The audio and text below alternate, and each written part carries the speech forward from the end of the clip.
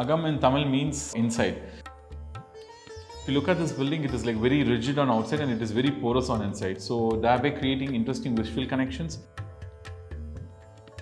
The sense of connection through sounds, the sense of connection through sight, the sense of connection through smell. So in a way, this project really expanded the experience of the user in the house. Hi, I'm architect Malli Saravanan. I'm the principal architect of Mavi Design based in Chennai. Today I'm going to take you through one of our projects, Agam House. It is based in Velachery. To download detailed chapters and more information about the project, go to buildofy.com. The link is below in the description. If you look at this context, it is a kind of a very dense urban context with tightly packed homes, and the client gave us a brief to design a home for a family of 4 people, and he wanted to bring in the essence of joy and comfort which he felt in his native place.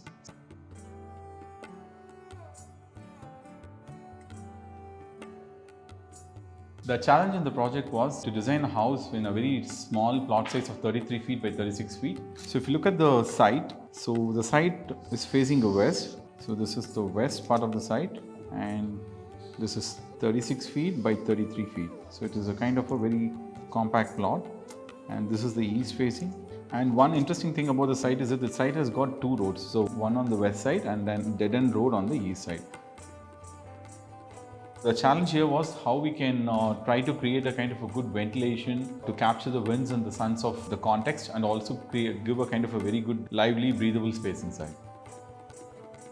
Based on the Vastu aspects, we tried to split the building into 3 equal halves, something like this. So if you look at this one, so all the transitional zones are in the center grid, and all the habitable spaces are in the outside grid. So these are all the habitable spaces over here. So the ground floor is like very compact, where the client wanted a car park. So we gave a space for a car park and also for a 2-wheeler park. And if you look at this particular region, so this is a kind of a commercial outlet which the client wanted. So in a way, we tried to create a kind of a small space where the commercial activity could be like integrated along with the building in the ground floor. So the first floor of the house, so you see that there is a L kind of a stair core which is like coming from the ground floor to the first floor. So it takes people from the ground floor and you land up here in a small court space. So this is a kind of welcoming court, and on the west side we use it as a kind of an anti-space so that all the habitable spaces doesn't face the heat. So the court space is like a kind of a very warm and a very cozy space which has got a diffuse light of the bricks, which is like the west sun. When the west sun hits the wall, it gives a kind of a nice reddish brick tinted light inside this zone, and we have good landscape and opening so that it ventilates the hot air which falls into this particular wall. The moment we enter into the living is like very bright and very well lit, and we have got a TV unit with the sofa arrangement in this direction.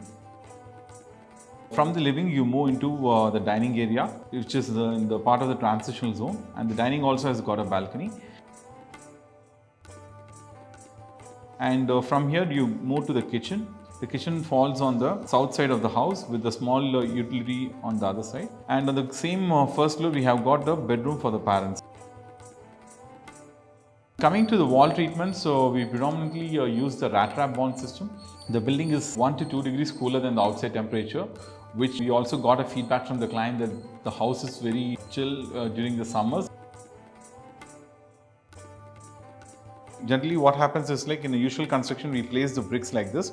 In the rattrap bond, we place it on the shorter side vertically, and we create a kind of a cavity between the masonry construction. You can now see that there is a kind of a cavity which is formed. So they do the mortar, so cement mortars over here, and then we create a kind of a linear cavity. So what happens is that this creates an air cavity which helps in one, bringing down the temperature. Number 2, in terms of acoustic aspects also, this helps in reducing the noise levels. On the west side, the openings are like up to 15 feet. And we identified those from the Pondicherry High Court, which we repurposed it and used it for this building. So it has a 150-year-old heritage to it.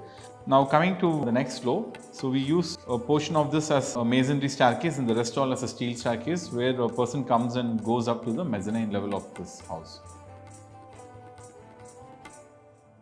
So from the mezzanine zone, you will get an access to look into the living below.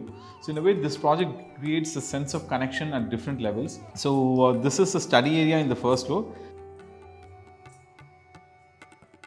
And again, the study area opens out into a nice balcony space. From this study area, you get into the bedroom. So the bedroom has got all the wardrobes and other areas towards the west wall, so that it completely stops the heat coming directly into the bedrooms over here. So we are talking about the golden proportion. So this is how the proportion looks. So in this narrow side, we try to create a kind of a simple proportion so that it really expands the visual ambience of the house. And coming to the first floor, we created a similar kind of a proportion over here. So this is 1:1.618 ratio. So when the wind comes in this northeast direction, so it creates a stack effect. The hot air moves up and it goes to the upper study zone. From the upper study zone, it goes to the clear story over here.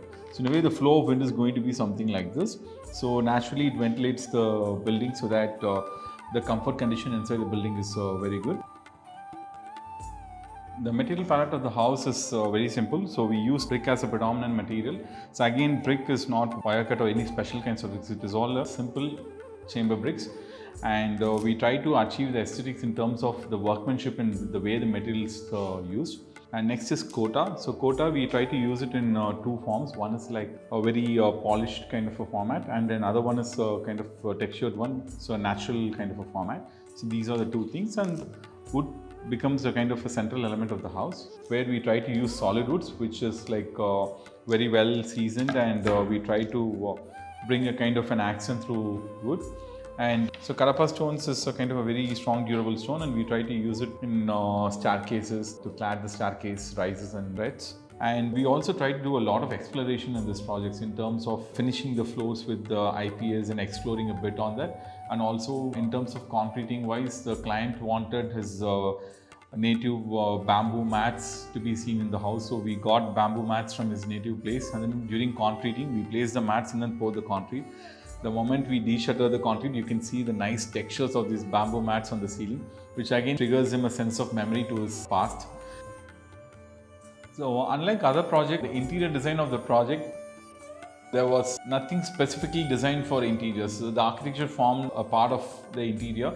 It formed an essence for the interiors. And the smaller interventions we did, so we tried to do the wardrobes with simple MS frames, and we try to bring in the aspect of the modern wardrobe by giving a kind of an open wardrobe system where they put their clothes, and the screening was all their fabrics and sarees for this one. So in a way, this gave a kind of a personal connection for the clients with their storages and other elements in the house. I would say this project was a kind of a very good co-creation with the client. So it is not only we designed, it was also the client who was part of this design process. Through this process, we did a lot of exploration, and it became a very interesting journey for us in this.